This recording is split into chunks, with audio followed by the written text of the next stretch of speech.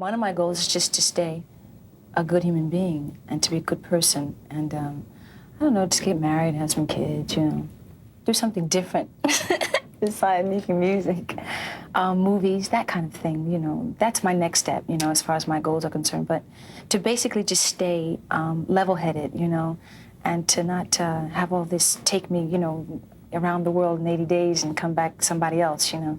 I like who I am.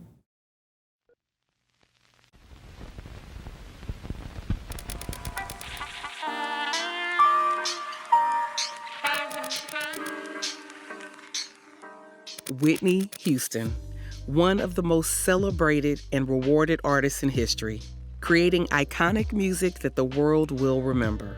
She possessed it all: stunning beauty, undeniable influence, and an extraordinary singing talent that captivated audiences everywhere. Despite Whitney's success, her pain, insecurities, anxieties, and troubled relationships often surfaced with controversies and scandals, leading fans to almost anticipate her next meltdown. Her substance abuse problems and troubled relationship with Bobby Brown were a stark contrast to the innocent Christian-raised singer from the 80s. While Whitney faced challenges during her career, her daughter, Bobby Christina, ultimately bore the consequences of her mother's choices. Although Bobby Christina had a very different upbringing from her mother, their lives had numerous parallels. This is the story of Whitney Houston's remarkable career set against her significant self-destruction.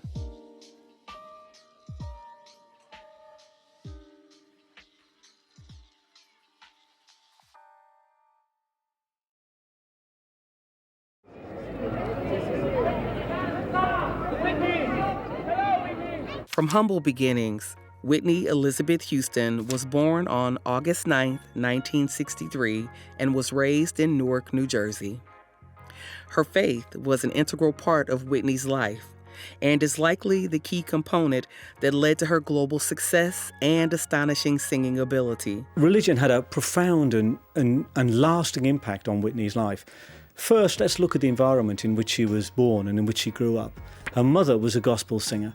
Her relatives, Dion and Dee Dee Warwick, they again were in gospel and R&B, and her honorary aunt was Aretha Franklin. This is a child who grew up in which so much music was, in one way, shape or form, even if obliquely, devotional. Her first ever solo performance was Guide Me, O Thou Great Jehovah. And the last song she ever sang was Jesus Loves Me. So her life was framed either side by two songs, both of them devotional. The schooling she went to was somewhere which would completely indoctrinate her into the world of discipline and music. She went to a Catholic high school at the same time as singing at the New Hope Baptist Church. Also being surrounded by a family tree of gospel singers, with her mother, Cissy Houston, leading the ensemble called the Drinkard Singers.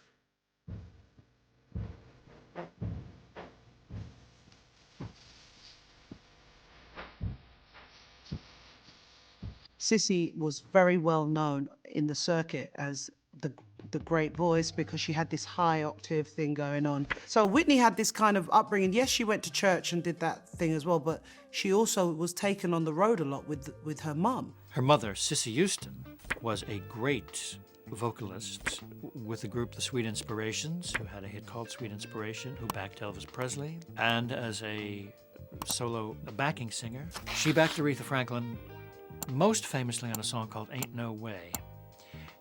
And if you just take time out to listen to that and hear those high notes, you will know where Whitney came from. They all look at Whitney as their little baby. Whitney was always the one that they protected because she was sensitive and she was very, very young and she was delicate. I think that Whitney experienced a lot of the industry and the music scene via the mother, you know, because her mum would take her to a lot of the singing sessions, and a lot of the times Whitney would be singing when she was like a kid on Luther Vandross's records and all these other artists. Although Whitney was an outstanding singer, she would initially be recognized in the public eye for her beauty. being spotted at Carnegie Hall and signed first with Click Models before moving on to the Wilhelmina Models Agency, where she landed her first cover for 17 in November 1981. Her humble all-American girl charm landed her other jobs with Glamour, Cosmopolitan, and Young Miss. Despite her modeling career, music remained her true passion, prompting her to ask her mother if she could start singing professionally. Whitney's mother was hesitant about her daughter entering the industry. However, Whitney was determined and showed great potential. Recognizing this, her mother committed herself to teaching Whitney everything she needed to know about the music industry, including the positives, negatives, and the more monotonous aspects. So after Whitney experienced the world of modeling, it was obvious that music was her true calling. I mean, she'd been singing in church since she was age 5. Her mother, Cissy Houston, had taken her to all the clubs. She was meeting with some of the biggest names in music, but they wanted to get it right. They didn't want to rush Whitney Houston into the recording studio. In fact, her mother, Cissy, was adamant that she would finish her education before pursuing a career in the record industry. Whitney would help her mother with backing vocals in the studio and also on their tours, honing her craft and deepening her love for music, putting Houston on the radar of many record producers and making her extremely sought after. She would eventually meet Clive Davis through singing at a nightclub in Manhattan. Davis was so impressed that he immediately offered her a record deal in 1983, which was the start of a long professional relationship with Whitney, helping her navigate the industry almost like a father figure. When Clive would say something, she would listen. She trusted him, and if he said to her, "This man is important because blah, blah, blah," she would clock it. So I was impressed by the fact that she paid attention. It may not sound like much, but it takes a combination of humility and interest. I felt she was personally important to him, and Whitney became a kind of artistic daughter to him. Clive had introduced her at her first television appearance to Merv Griffin.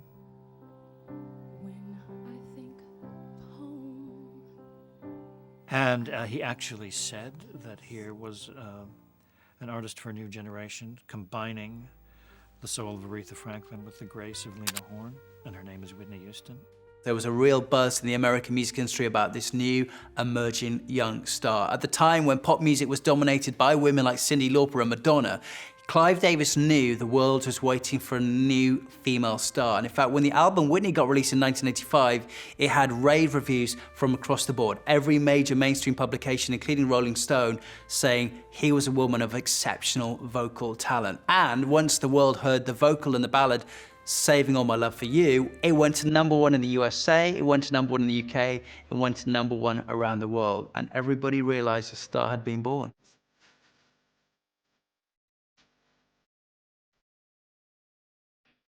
When Whitney Houston came along, she was like the new Diana Ross, but she had this voice on top of it. Then you saw the video, and she was just stood there in front of the microphone. She had this off-the-shoulder top on, and she was unbelievable.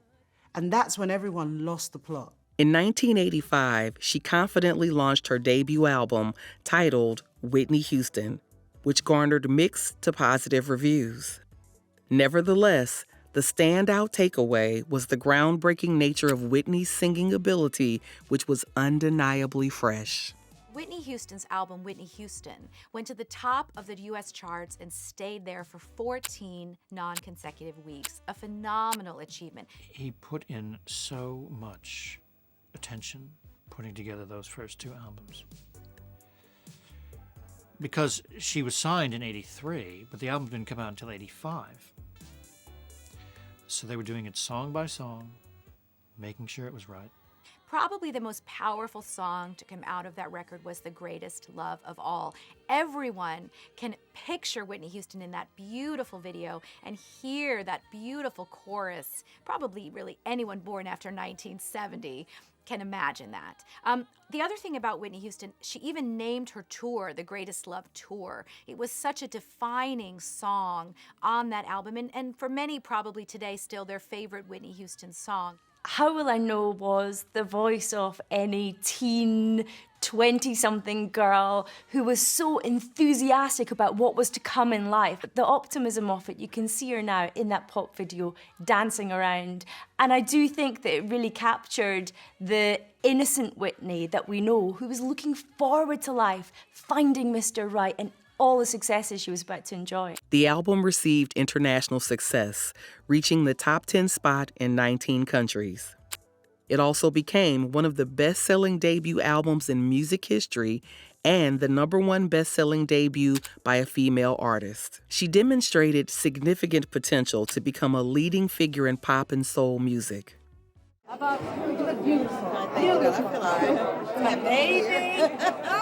From a shy church girl to an international superstar, Whitney Houston took the world by storm in the late 80s and 90s.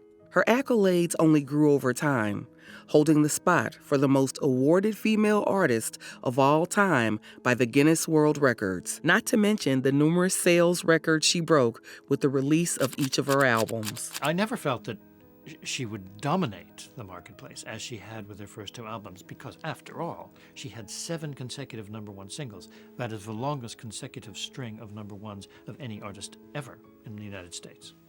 And it just meant that almost everything she touched turned not only to gold, but to platinum. Following her first album, simply titled Whitney in 1987, was a cultural and global phenomenon, with the first single, I Wanna Dance with Somebody, granting Whitney icon status.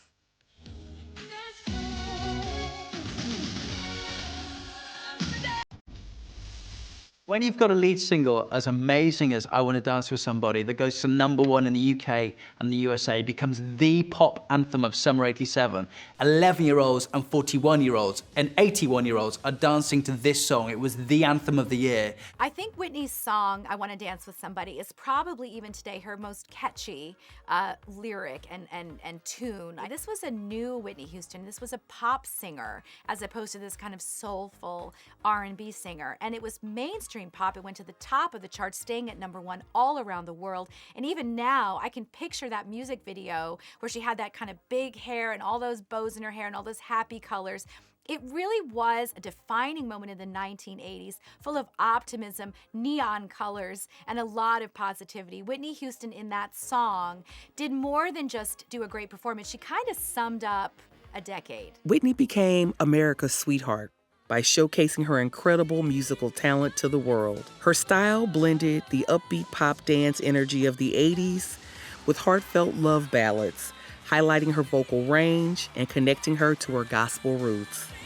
Girls just thought, oh, I've got to do this. So everybody who came afterwards, from Mariah Carey through Christina Aguilera, through hundreds of reality show contestants, all tried to sing like Whitney Houston. She didn't have the typical gospel-sounding vocal that we were used to with women of color that sang big songs like that. We were in the 80s, remember? The 80s was about people like Patti LaBelle, Aretha Franklin, singing those kinds of ballads with big voices. But Whitney's voice was different. She was still singing the same sort of songs, but she had this pure voice.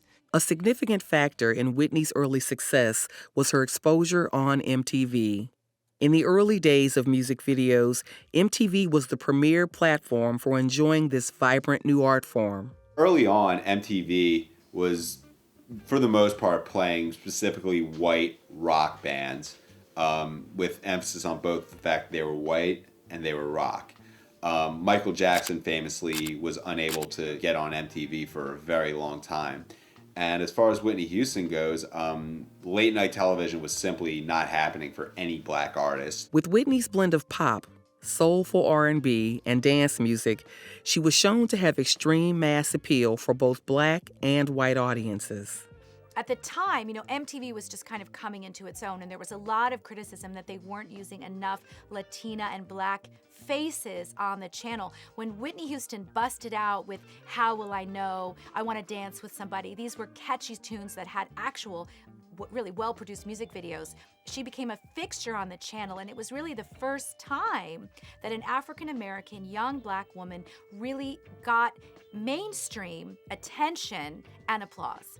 She would receive criticism from Black critics, claiming she had sold out and lacked the soulful essence her family was known for and was present in her live performances. One of the big challenges for Whitney Houston at a time when the world was still very racially divisive was that she was appealing to both Blacks and whites. What they neglected to realize is that Whitney was from a very middle class, you know, very white also neighborhood. In fact, Whitney's ancestry was not entirely African American. She was also Dutch, and she was also Native American. So she really was, even herself, a mixture of different races. But I think, you know, for some Black people felt she wasn't Black enough, and white people felt she wasn't white enough, and it was a very difficult place for her to be standing in. Whitney came along with a new type of pop music, which was, it was more soulful pop, but still more pop than Black. She kind of managed to merge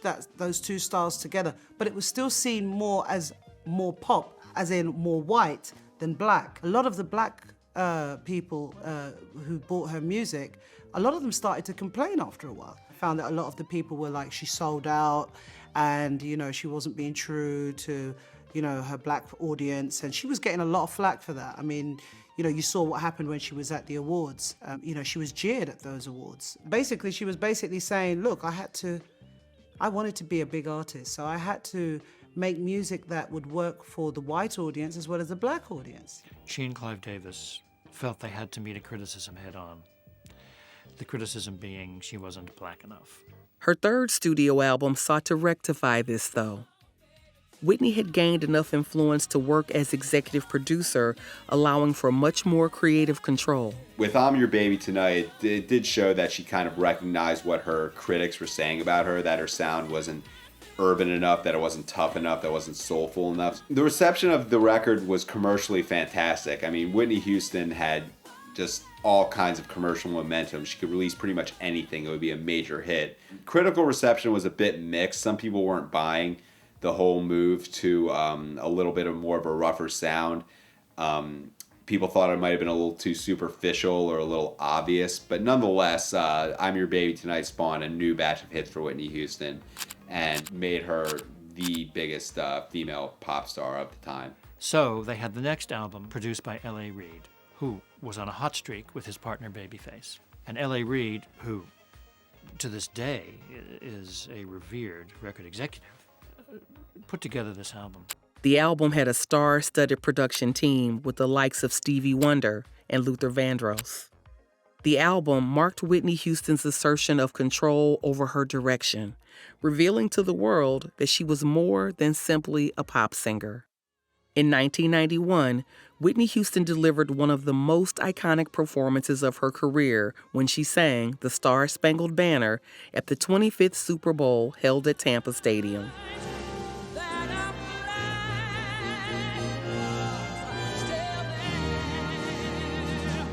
When Whitney sang the Star-Spangled Banner in 1991 at the Super Bowl, this was and is now still one of the greatest moments in NFL history. At the time, America was in the Gulf War. A lot of people had sons and daughters overseas. It was a time of great patriotism, and at the same time, you know, anytime you're at war, there's this deep insecurity and fear. And Whitney got up dressed in this tracksuit in red, white, and blue, just the epitome of youth and beauty, and opened her mouth and sang. To this day, I cry every time I hear it, the most beautiful rendition of the Star-Spangled Banner that has ever been done before or since. I don't think anyone has ever sung Star-Spangled Banner like Whitney did. She has owned that one rendition of that.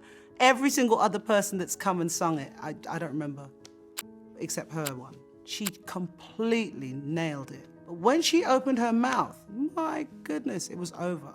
She was amazing. In the 1990s, Whitney Houston truly entered her prime, and it became clear that her impact extended far beyond music.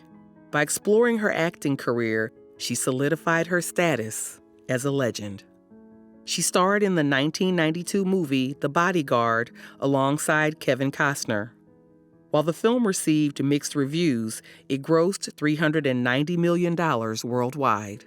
It was #1 for 20 consecutive weeks in America. It was huge in the UK. Even though some critics were a bit iffy about The Bodyguard, it was a huge box office success. There had been industry rumours that Kevin Costner had to fight to have a black female lead opposite him in The Bodyguard, but we didn't know if it was true until he said it in his own words at her funeral. And he said that there was an underlying racism. Nobody came out and said, Whitney's black, she can't be the lead, but they were kind of like, do you want to think about this girl, that girl who happened to be white? He said no. And then they found out that Whitney was busy when they were due to be filming The Bodyguard. Kevin Costner said, no problem. We'll just wait for Whitney Houston. When that song came out,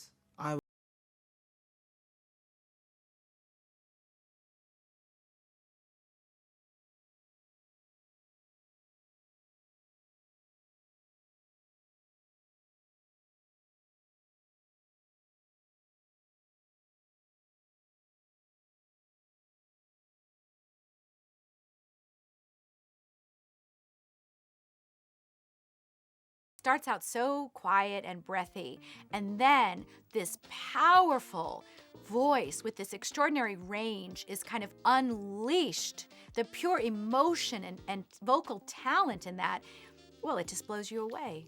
The soundtrack itself was just Whitney Houston's biggest hit of her entire career, which was saying something because her first album sold 13 million copies. The Bodyguard is, I believe, one of the biggest selling records of the entire 90s, which was the peak of the music industry. The Bodyguard cemented Whitney's role really as an iconic legend. You know, she'd already kind of been hailed as this extraordinary voice and beauty, but with The Bodyguard, she was a movie star.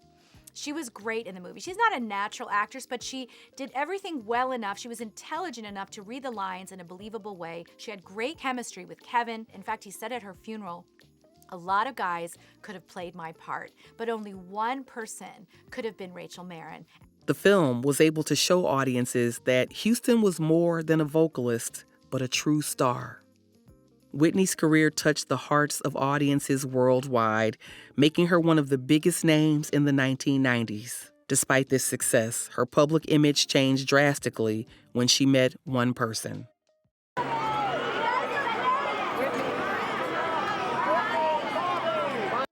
Though throughout the 1980s, she was romantically linked to several men, including musician Jermaine Jackson, American football star Randall Cunningham, and actor Eddie Murphy, with him later saying they were just friends. Plus, rumors of her closeness to her old friend and assistant Robin Crawford. Whitney had never settled down with anyone.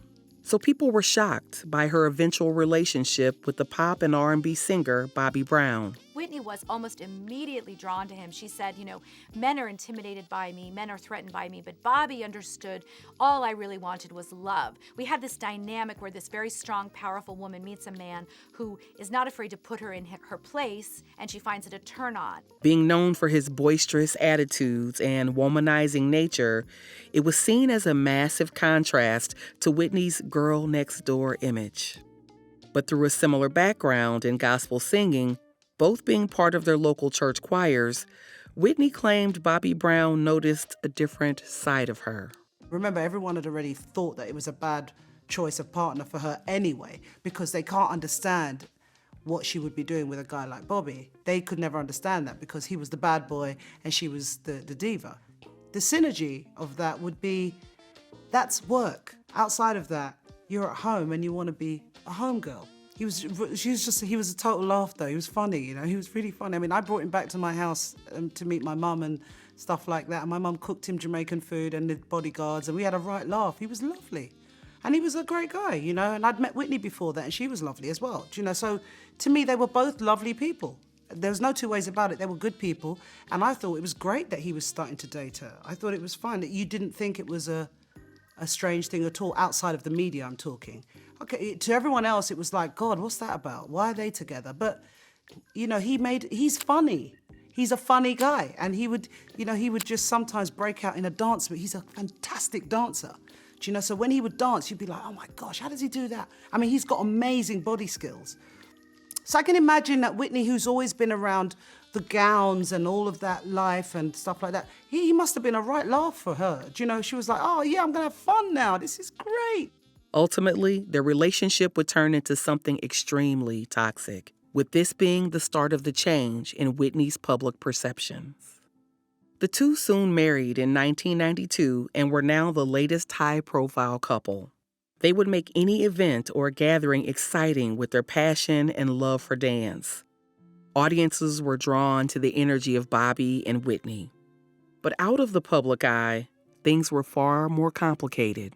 She had all sorts of problems with addiction, and so did he.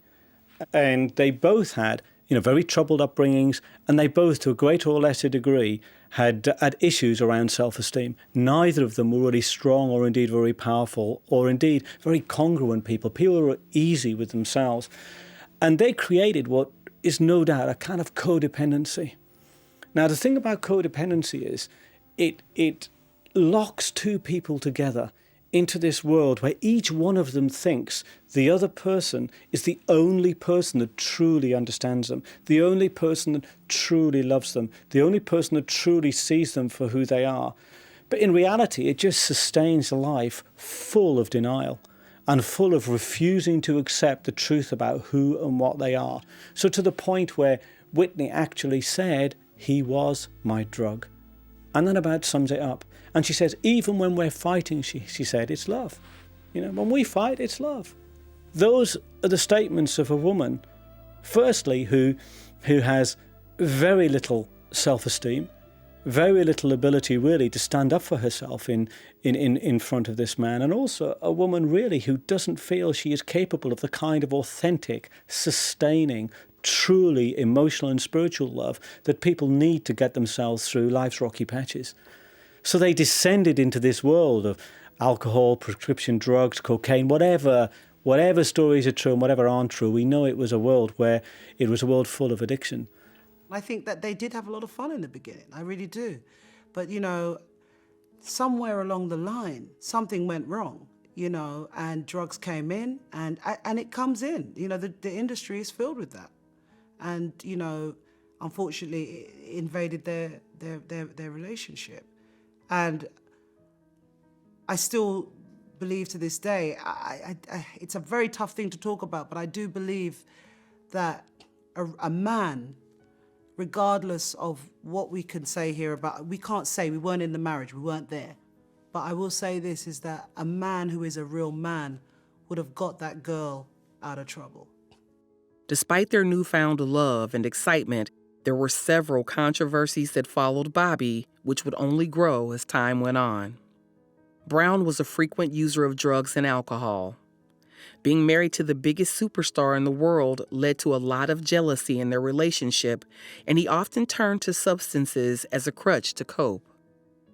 Over time, Bobby Brown's relevance decreased as Whitney Houston's star power only grew.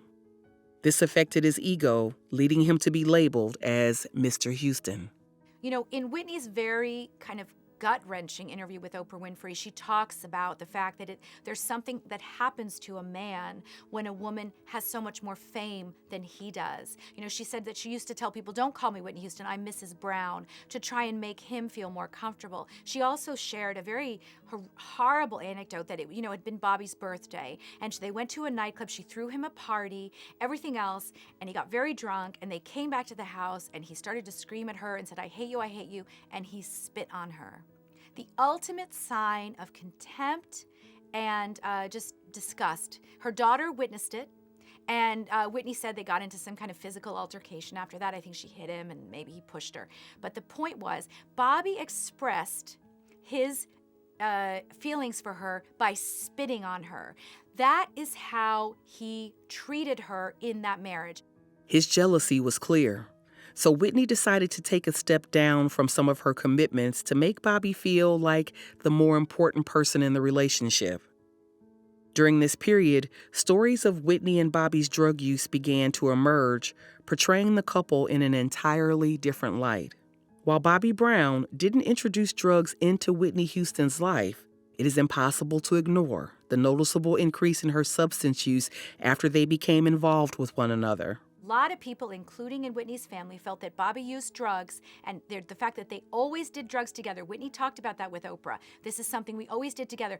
It was a way to subdue her. It was a way to control her. It was a way to keep her weak. Now, that's not to say that Whitney did not have culpability in these decisions. She made consistently bad decisions again and again and again. She was like a cat with 9 lives. You know, if you look at some of the stuff that she's done in the past, she could have died a decade ago.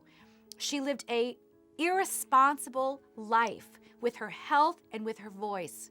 I mean, I really cried when I saw the pictures of when she was really at the lowest with the drug. I mean, it broke me in two, because I know that something must have just gone wrong there, because they weren't like that in the early 90s, okay? When you saw the two of them together and they were out, it was fun. Do you know what I mean? They were funny, you know, they were a laugh at, yeah, dancing, and everyone was having fun. It was great.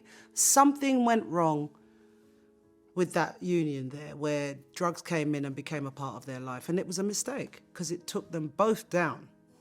Initially, her drug use was more casual. However, it worsened as their dependence on each other increased. Whitney revealed that it began during the production of The Bodyguard. Bobby Brown's numerous legal issues, along with rumors of an affair, would start circulating. Whitney saw no option but to turn to illegal substances to relieve her stress. But all it would do was cause more issues. They both acted as enablers for each other, which resulted in the marriage becoming extremely toxic and abusive. Bobby Brown was arrested multiple times for drug-related offenses, including driving under the influence, property damage, and battery following an altercation with Whitney during which he slapped her. Although Houston dropped the charges, Brown had been in violation of his probation, resulting in him being jailed for 33 days. Brown's troubles went beyond just the authorities and his wife, allegedly getting kidnapped due to a drug-related debt where Whitney was made to pay a $400,000 ransom for her husband. The incident was never reported to the authorities. The arguments escalated and became particularly troubling when they had their first child, Bobby Christina, who was forced to witness these fights and the constant drug use. As a result, she was primarily raised by nannies while her parents secluded themselves in another wing of the house to feed their growing dependencies on drugs. She was never told directly that this is what they were doing, but was all too aware of their addictions. In 2003, Bobby Brown's relevance was fading, and with mounting legal fees, ongoing struggles with drug abuse, his finances were suffering as well. In a desperate bid to reclaim his former significance, he launched a reality TV show called Being Bobby Brown. Aiming to capitalize on the growing popularity of reality television in the early 2000s, the show focused on Bobby Brown's family life and career. That being said, the show was only picked up based on Whitney Houston's involvement. Being Bobby Brown is known as one of the, I guess, greatest reality shows of all time.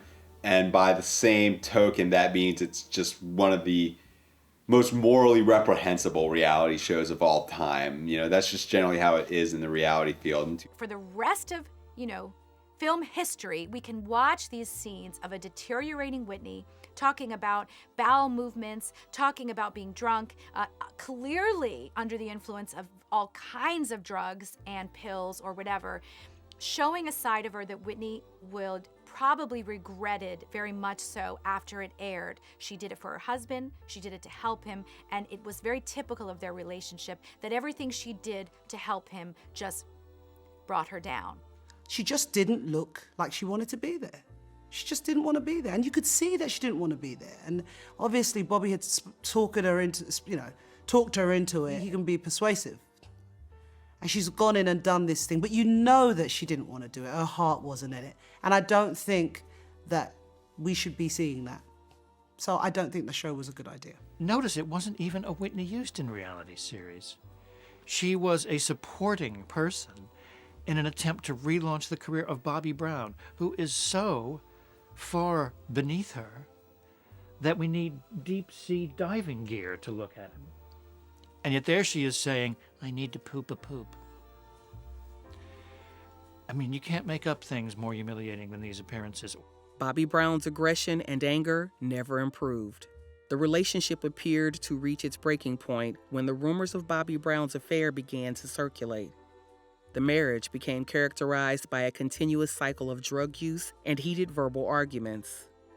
His drunken and drug-fueled episodes worsened to the extent where he broke things around the house, destroyed pictures of Whitney, and drew demonic eyes on the walls, Whitney said. Marriage started to take up way too much of the headlines. Every time you saw the two of them, they looked smashed. And the media really went on a field day with it. And then you had this going on for 14 years. It got to the point where you were actually used to hearing of disaster stories with Bobby and Whitney. And it exasperated the public. People started to get tired of it. You could really view it as a modern day cautionary tale. I mean, even before the reality show, there was all sorts of rumors of domestic violence, drug abuse. Whitney Houston started showing up late for performances. She would cancel interviews, cancel concerts, show up hours late. And it was just, for our times, possibly the most tumultuous marriage that stayed together in pop culture. Whitney's mother was consistently critical of Bobby, fully aware of the pain he caused her and the impact it had on their daughter, Bobby Christina. She often urged Whitney to leave him, fighting hard to protect her. Whitney decided to leave and move to Los Angeles with Bobby Christina in 2006. Raised with strong Christian values, this was an incredibly difficult choice for her as she took her marriage vows very seriously and deeply believed in forgiveness. Despite everything, she still loved Bobby and hoped he would change, reach out, and eventually join her in LA. But he never did. The song, Didn't We Almost Have It All? It could be about Whitney's life, because she had the voice, she had all the talent, but she didn't quite have enough to survive everything that life threw at her. But it could also be about her marriage and her relationship to Bobby. Because he said about her, we're one person. He said, we're one person. And she described him as a soulmate, that somewhere, whatever their connection was, even if it was part codependency based on addiction, but whatever it was that drew them together, there was certainly a bond between them.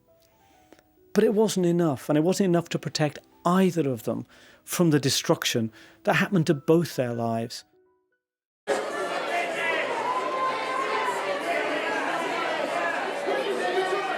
Despite leaving Bobby, Whitney's drug use had taken a significant toll on both her public image and her once iconic voice. During her tumultuous relationship with Bobby Brown and time away from the spotlight, she had fewer constraints and reportedly indulged in substance abuse more freely. Despite several attempts at rehabilitation, she often relapsed. These struggles became increasingly visible, not only in her appearance and demeanor, but also in her professional conduct. You want to say hi to Australia? Hello, Aussie. Hey! Whitney continued to make headlines, potentially for the wrong reasons. On stage at the Madison Square Garden Michael Jackson anniversary concert, she hit the headlines again, where she looked incredibly thin when she took to the stage to perform Wanna Be Starting Something. And because of all the speculation, her management were forced to issue a statement saying that Whitney was suffering from stress due to personal problems and no other health reasons. If you can't beat your baby, you'll be always keep that job run. Hustle is doing it. You got the baby crying.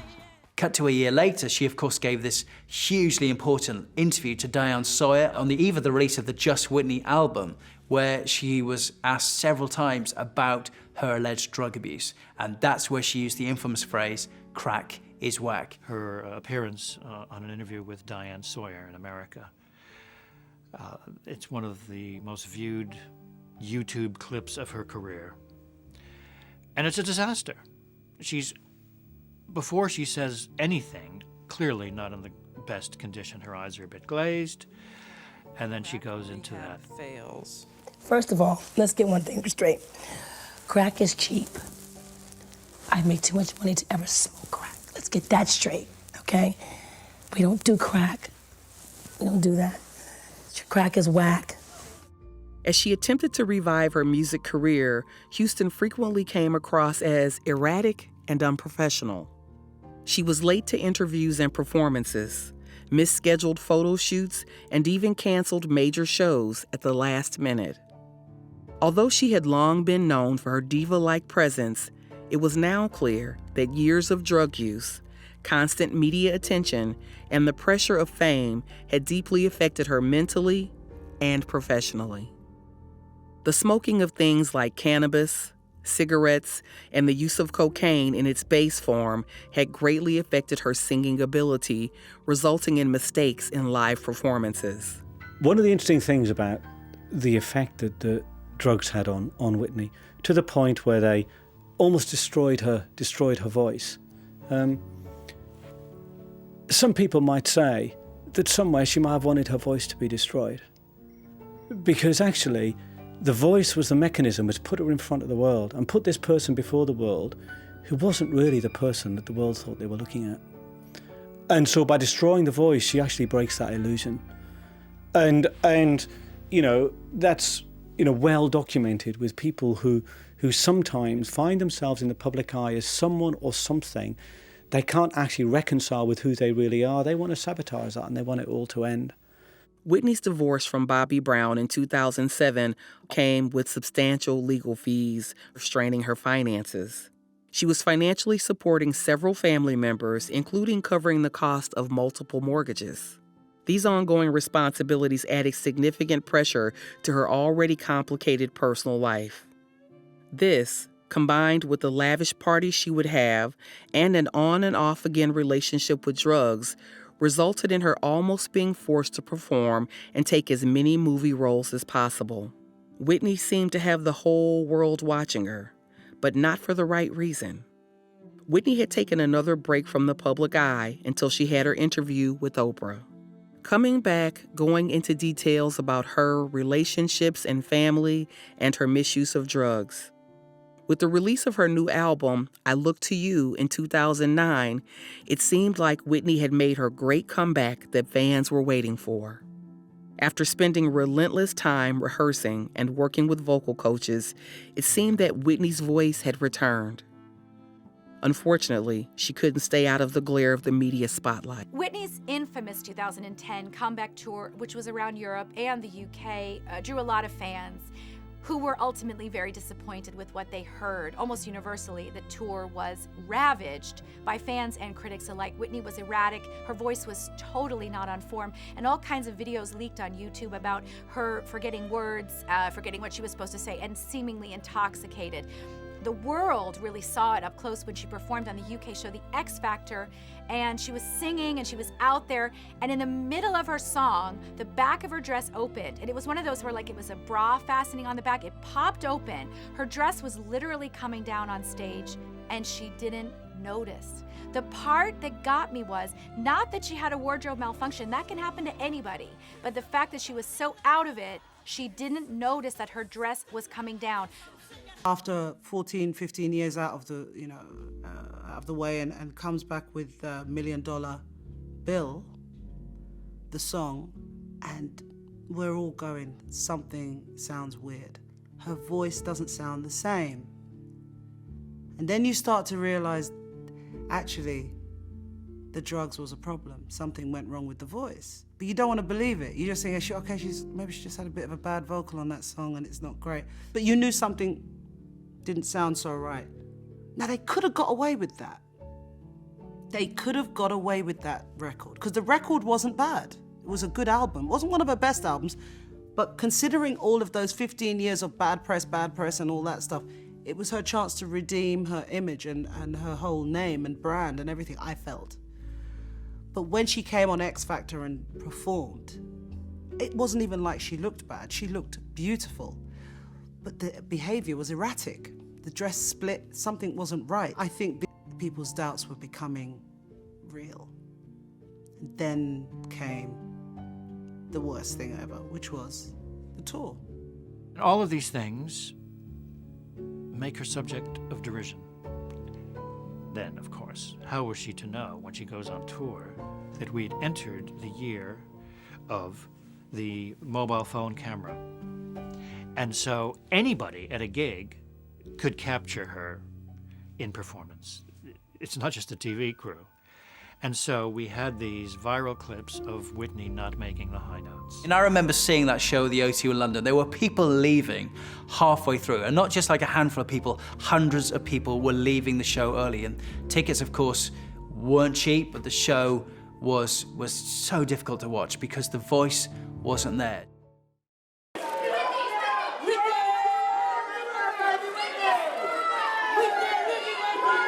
The year before Whitney's tragic passing in February 2012 was a tumultuous one. Her rehab attempts, stress and anxiety from the press, and personal issues resulted in her indulging in drugs when things got difficult. Recovery rates from addiction are quite low. I mean, if even Alcoholics Anonymous, which is one of the most famous and probably still the most successful recovery program, 1 in 4 maybe actually recover? And actually recover in the sense that they will actually not use again and go on and lead, reformed and restructured lives. Because it is a very difficult thing to do. Firstly, psychologically, it's very difficult because many of the conflicts that drive people to addiction, if they're not resolved or people are going back into environments that created the addiction, they're going to find it very difficult to recover from addiction. But the second thing is there's a physiological basis to it. Your brain gets used to the patterns that the drug creates. It may start as pleasurable to take the drug, but in the end, the drug needs to be taken just to stop the pain, or even the possibility of stopping the pain a little bit. She still held strong in her faith in God, trying to go to church when she could, and constantly reading the Bible when things got difficult. Despite her very public demons and battles, was a person of substance who had not forgotten the way she was raised and had a very close relationship to Jesus. Also, Whitney's longtime bodyguard, a guy called Ray, spoke. He's actually the one who found Whitney in the bathtub and pulled her out. He'd been with Whitney Houston for more than a decade, and he spoke about their close relationship. He spoke about the fact that Whitney always traveled with a big old battered Bible in her suitcase, and if there wasn't room, she took out clothes because she wasn't going anywhere with, and it was worn, and she had highlighted all kinds of things. It was very interesting to read about this side of someone who had obviously had such a troubled life that she did have a faith and she did have a real belief in God. Despite her efforts to improve her life, Whitney frequently relapsed into her former behaviors. At the time, she was romantically involved with Ray J, whose reputation for wild parties seemed to add to her struggle with rehabilitation. For the most part, Whitney stayed away from LA. She spent a lot of time in Atlanta where she lived in a big house. Didn't really do much, didn't really work, just kind of hung around. Coming out to LA for the Grammys was a big deal for her. I think she got caught up in the celebratory atmosphere, reverted to some very bad habits, started partying almost the minute she got there. In fact, it's interesting, the first thing she did when she got to LA was go and see a doctor. She went to see a vocal coach, but she certainly went and saw a doctor first thing. She did seem to be concerned that her voice would be up to scratch when she sang at the party. And the 48 hours of drinking tequila and the other things she was doing, in addition to the prescription meds she was taking, was a formula.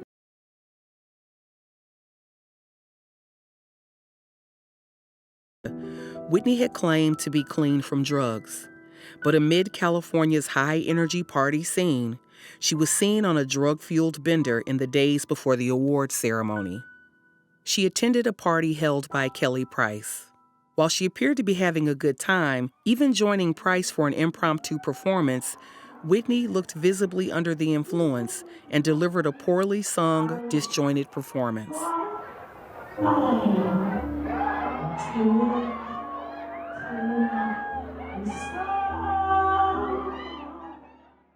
I actually can't bring myself to watch the footage of Whitney performing with Kelly Price at that pre-Grammys party. Whitney had gone out to the Grammys with Clive Davis to prepare for her moment on stage at the main ceremony, but that footage with Kelly Price shows her at her worst. The voice is gone, she's out of tune, she's out of time, she looks sweaty, she looks disheveled, and it's a shame that that is the last recording we have of Whitney Houston, somebody who gave joy to millions and somebody who owned countless performances. One of the last sightings we had of Whitney was her coming out of this nightclub called True. She's disheveled. She's obviously intoxicated. She'd gotten to an altercation inside the party with another woman that she thought was flirting with Ray J, her on-again boyfriend. And as she walked out, her hair was a mess. She was bleeding on her leg, appeared to not even notice that she was bleeding. She was in a real state that night. And really, it's unfortunate that that's the last real picture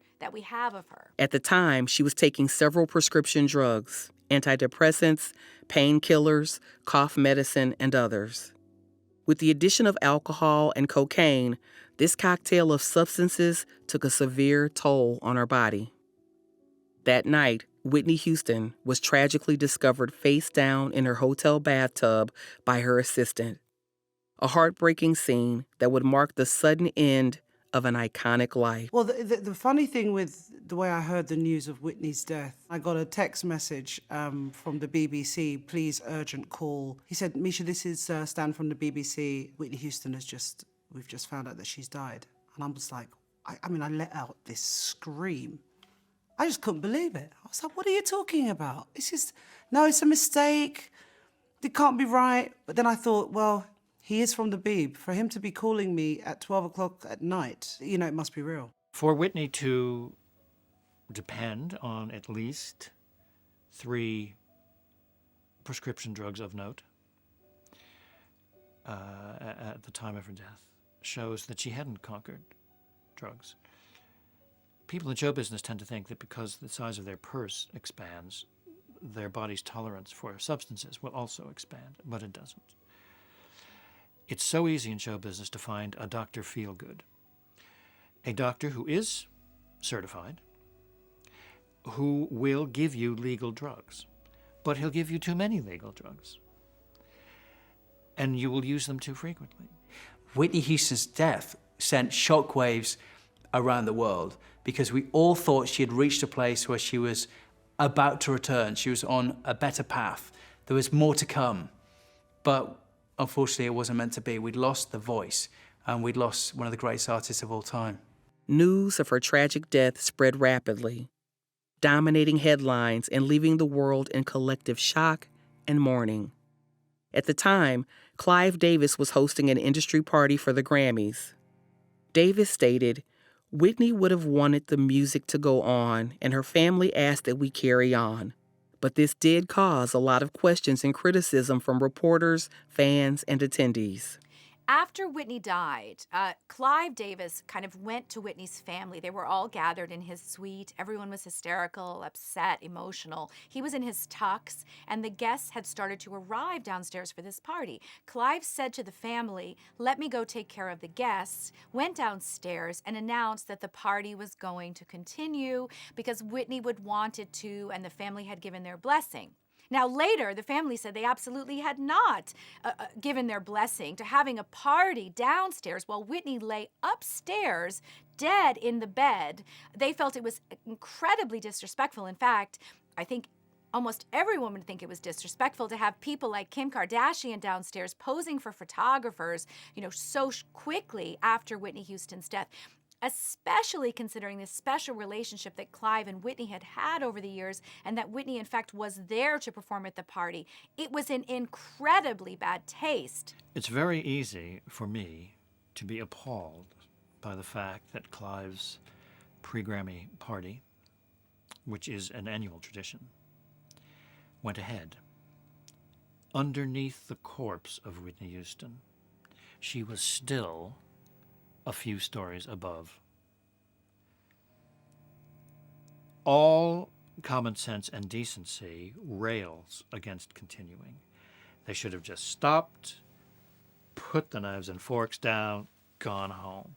All of this business about Whitney would have said, well, Whitney isn't there to say, so it's not up to what she would have wanted. And I doubt the family say we should go ahead. Who's the family, may I ask? I can't imagine Sissy being enthusiastic about it going ahead. So what does that leave? Bobby Christina?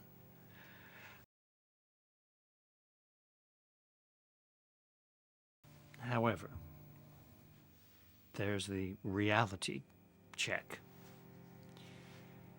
which is that a great amount of money would have been invested in this party and already spent, and that a mighty impressive guest list had been assembled. Show business tends to always choose on the side of the money and not on the side of the sentiment. Practicality said, well, the equipment's set up, the stars are here, we've spent the money. You think we're going to throw it away? Just because somebody who, great as she was, has died at her own hand? No, thank you. Well, you see those two different ways of looking at it. The fact that I would have not gone just shows you that I didn't have any money invested in the party. The weight of Whitney's untimely passing was felt all over the world. True generational talent had been lost. Her funeral was a modest service for someone of her stature, held at Houston's family church, only allowing one camera. It was a ceremony that the whole world tuned in to watch. Attendees only consisted of family, close friends, and colleagues. This acted as a final farewell for the great singer. The first thing about Whitney's funeral that kind of took everyone by surprise was that Whitney's mother, Sissy, insisted it be at their church. She didn't want a large venue like Madison Square Garden, similar to the Michael Jackson memorial. She wanted it to be really their tradition. As Sissy herself said, this is our tradition. This is how we bury our dead. This is what I want for my daughter. So the world kind of came to church that day to watch Whitney being laid to rest. Kevin Costner kind of won over, I think, the audience both in the church and around the world with his very heartfelt, plain-spoken speech. He talked about growing up in a church himself and the fact that here he was, this white guy, and there was Whitney, and presumably they had very little to nothing in common when they met on The Bodyguard, but in fact they had a lot in common, both raised in Baptist churches, both from similar families, similar values, and he said they really bonded making that movie. I thought Kevin Costner's eulogy was so fantastic because once again it showed that this was a sensitive human being, someone who was constantly worried about how people perceived her. And he showed that inside. And it was good that Kevin Costner did that because a lot of people had the view that Whitney was just this diva who didn't really care about much and just did what she did and was spoiled. And I think Kevin Costner reading that eulogy really brought home the character of Whitney, which was someone who was always worried about being right for the audience, cared about her audience, wanted to be good for her audience, and was a proper, true artist. Controversy followed Houston even in death, as Bobby Brown arrived with more guests than permitted, clashed with family members, and left abruptly, leaving his daughter behind in need of comfort.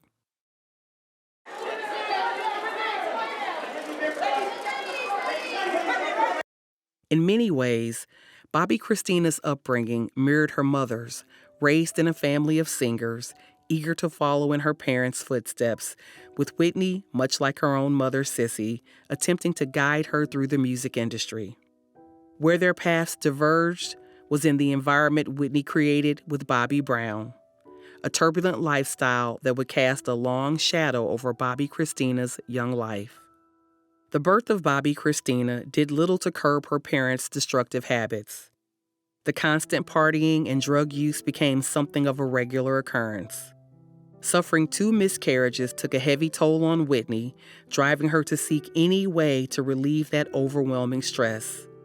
A pattern her daughter Bobby would later come to mirror. Bobby Christina also had to witness the volatile relationship of her parents, where they would argue over trivial things. Bobby and Whitney's explosive personalities and continuous drug use would cause heated arguments that would throw the household into chaos. Bobby Christina was always aware of how different her upbringing was compared to the children in her school, but it wasn't until the show, Being Bobby Brown, came out that all the problems from her household were exposed for the world to see. I want things. I like things. I am things. I'm telling you, but I don't want Yes, I love cars and I don't need I love money. cars and watches. I don't need cars. I have love. Whitney has had former staffers like a chauffeur testify that Bobby Christina would be sitting in the limo while her mother was smoking crack in the car right in front of her daughter and said, we're doing adult things. This was a young girl who has already been to rehab previously and, according to reports, partied and did drugs right alongside her mother. It's like she got this drug buddy or this buddy to do drugs with in her daughter. Extremely destructive, extremely dangerous behavior. This is a girl who's grown up with parents, both of whom are addicts. This is a child whose role models, parental role models, are models of denial, models of addiction, and models of people who are living lives which are destructive and addictive. After Whitney had left Bobby Brown and moved to California, this placed an immense burden on the teenager who didn't want to leave her father. The tension led to frequent arguments and even physical fights with her mother. Bobby Christina came to understand why they had to leave after seeing reports and allegations of her father's infidelity. With a father figure absent from her life, everything changed drastically when she and her mother met Nick Gordon. Nick Gordon would meet Whitney Houston when he was kicked out of his house by his mother. Whitney welcomed him into her home, cared for him, and even referred to him as a son. They would all live together and form an extremely dysfunctional family. Bobby Brown despised Nick Gordon, finding it strange that someone his age was so involved with his daughter and ex-wife. He saw Gordon as untrustworthy and believed he was the source of drugs for both Whitney and Bobby Christina. Whether or not he was supplying the drugs, it was clear they were using together, as evidenced by their joint trip to rehab. It is especially troubling that even just before Whitney's death, she had been partying hard with her young daughter, and her daughter had disappeared, and reports were that she was doing drugs after the funeral. At this point, Nick Gordon and Bobby Christina would delve into an even stranger relationship. Bobby Christina had grown up seeing Nick as a brother, but after her mother died, they had started dating.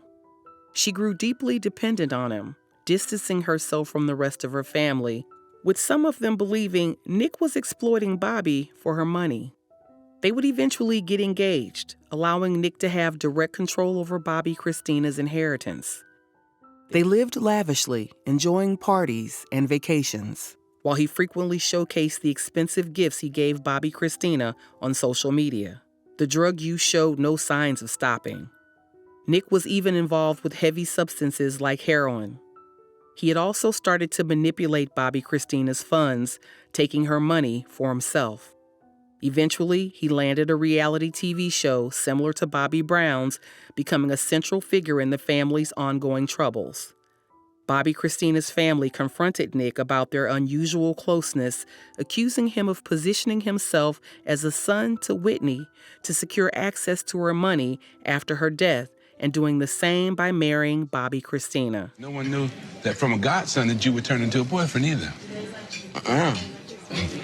No one knew that. But it seemed like a lot of people did to me. No, they didn't. I didn't know it. The young couple's relationship eerily mirrored that of Bobby Brown and Whitney Houston's, marked by stories of alcohol abuse and drug-fueled benders. This chaotic lifestyle eventually became too overwhelming for Bobby Christina, prompting her to seek solace by reconnecting with her father. He had practically pleaded with her to move back in with him and leave Nick Gordon, reminiscent of how Whitney's mother once tried to protect her in the same way. Taking his advice to heart, Bobby Christina began planning the move, even posting cryptic tweets that hinted at her intentions. Tragically, she never made it to her father's. Bobby was found face down in a bathtub, a haunting echo of her mother's fate. Toxicology reports revealed several drugs in her system. She was placed in a drug-induced coma after suffering significant brain damage from being submerged for an extended period. Sadly, she passed away, her life cut short in a manner strikingly similar to Whitney's. Nick Gordon himself would later die of a heroin overdose in 2020. Despite the turmoil in her personal life, Whitney Houston will forever be remembered as a generational talent, delivering timeless tracks that will resonate throughout history. I don't think you'll find a greater vocalist than Whitney Houston. Whitney Houston, at her peak in the late 80s, early 90s, delivered a faultless vocal performance. We must never forget that Whitney was one of the greatest talents and most soulful talents the music industry has produced in the latter part of the 20th century. Oprah Winfrey described listening to Whitney as listening to the voice of God. Though often labeled a diva and marked by tumultuous relationships and struggles with drug abuse, she remained the voice. I think what people will definitely remember is that beautiful, bright girl who sang the Star-Spangled Banner to a standing ovation, with everything to look forward to, with so much beauty, with a 5 vocal octave range and so much talent. I think people will remember her for that. Whitney Houston didn't almost have it all, like her song. She had it all. She had the voice, the body, the looks, almost an ethereal look to her. She'll be remembered for having one of the best voices ever, not in America, not for a black woman, just having one of the best voices that we've ever heard. It was a bit like Marilyn Monroe, you know, exceptional beauty and on the surface looking like everything is great and perfect, but actually they're people and they have personal lives that are sometimes quite complicated. And in time, people will stop looking at all of those things and just remember her for the beauty, the music, and the whole package that she was. The legacy of any artist transcends their personal life. In the case of Whitney Houston, her own personal life and problems are unimportant.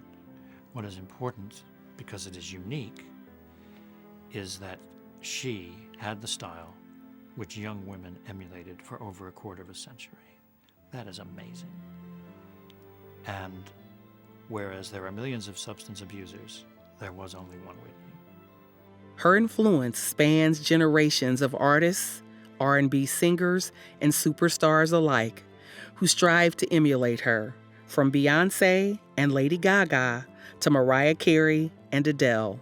Whitney Houston will be remembered not just as a headline, but as a hero and inspiration to millions across the world.